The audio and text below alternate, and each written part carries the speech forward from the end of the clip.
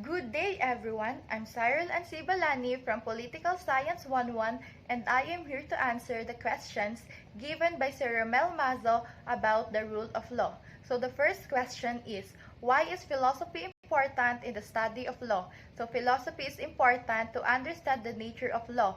It seeks to differentiate legal norms from other societal norms such as ethics and morality. It enables a person to think carefully and clearly about the important issues of the society. It also sharpens the analytical skills and abilities to articulate own arguments.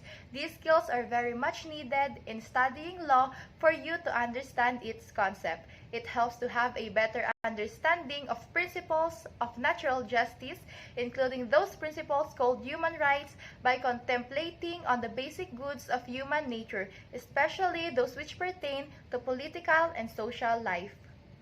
The second question is, can a rule of law exist in a non-democratic political society? Explain. The rule of law cannot exist in a non-democratic country or society because the rule of law means that no branch of government or people is above the law. While non-democratic political society is ruled by dictators where it possesses or they possesses absolute power over the law. Rule of law can only exist if a country has a democratic political society. The rule of law restricts the arbitrary exercise of power and possesses that everyone should be treated equally before the law.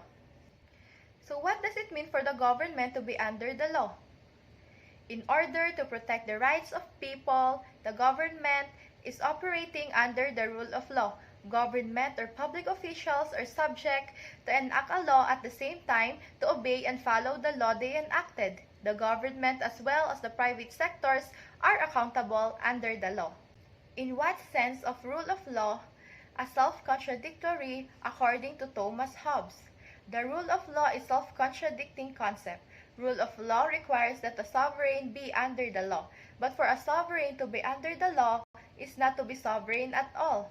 One is truly sovereign when he is not bound to anything. For if he is bound to something, then that something is sovereign over him.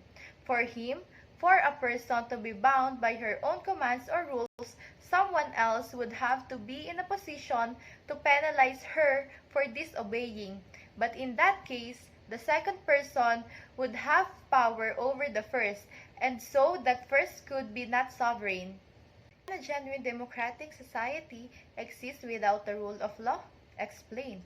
The rule of law affects us all. It is the foundation for communities of justice, opportunity, and peace, underpinning development, accountable government, and respect for fundamental rights. So a society is not democratic without the rule of law.